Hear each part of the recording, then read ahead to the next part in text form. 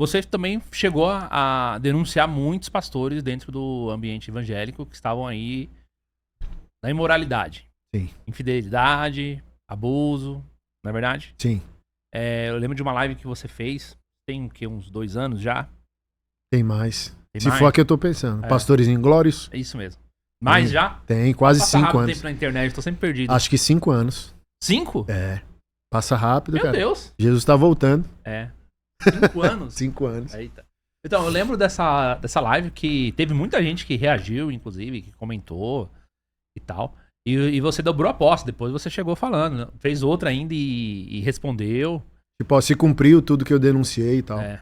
E você denunciou isso porque dentro do ambiente religioso a gente não pode, a liderança não pode ter esse comportamento de um acobertar o outro, né?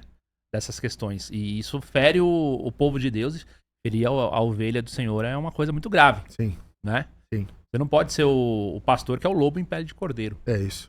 E eu queria que você comentasse sobre a motivação, né? Quando você tentou trazer a público, provavelmente você já tentou resolver no privado muito antes, né? Sim.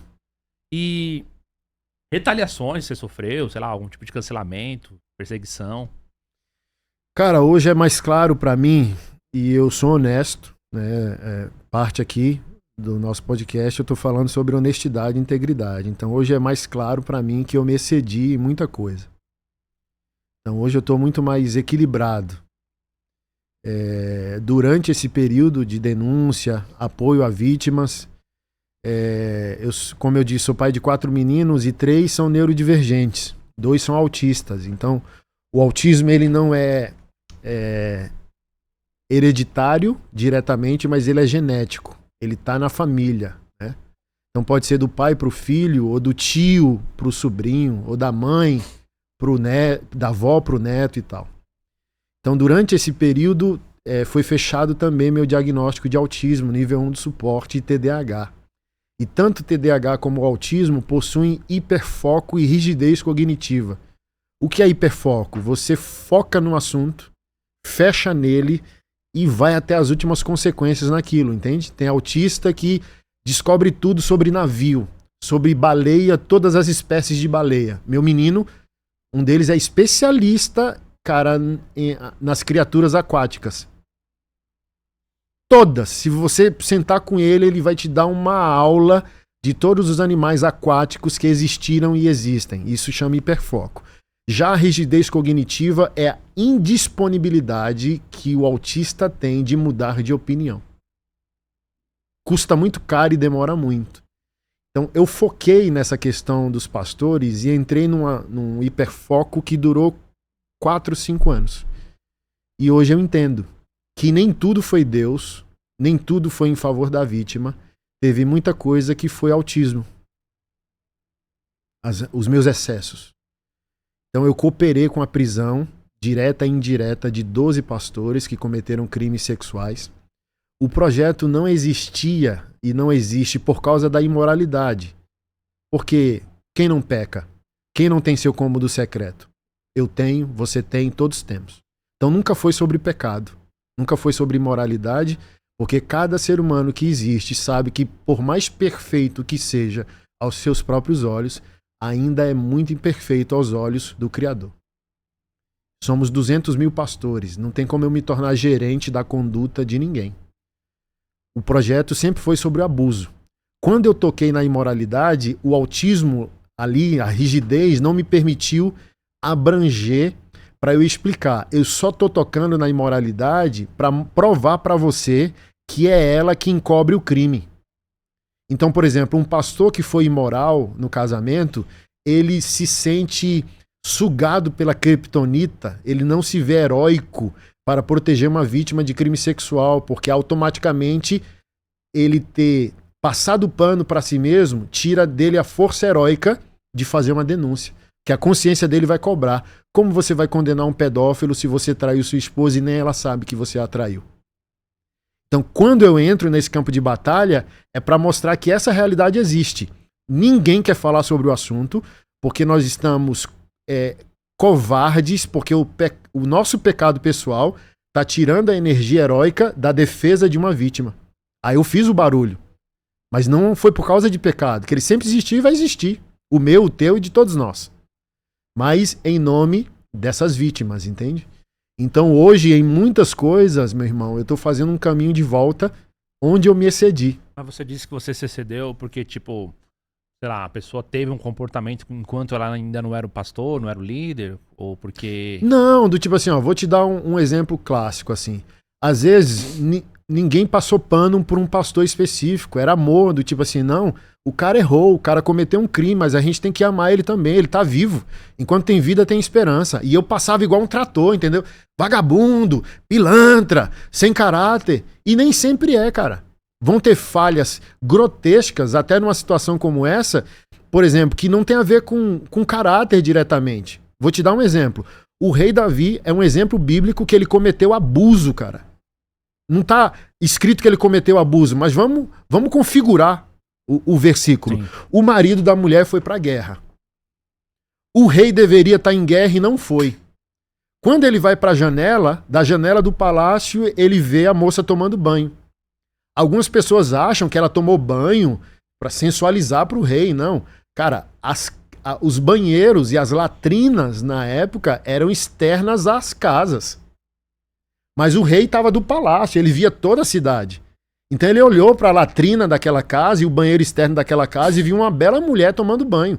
Na hora ele manda a Polícia Federal na casa da moça.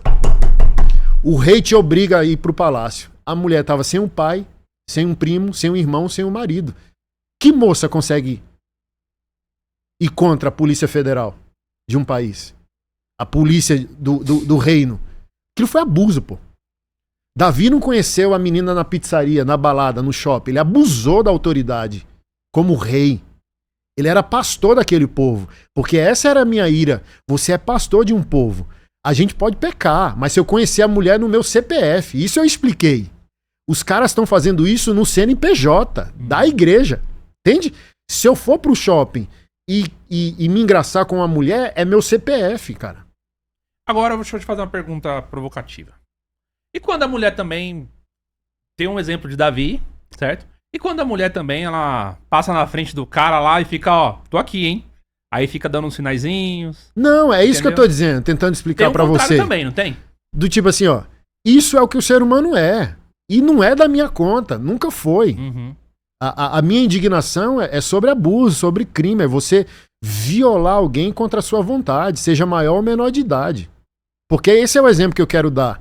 Davi violou a mulher, abusou da sua autoridade, se impôs sexualmente, matou o marido da mulher na primeira fileira de guerra, e a Bíblia diz que ele é um homem segundo o coração de Deus. Então, o que eu não deixei claro, irmãos, nem todo pecado é uma questão de caráter.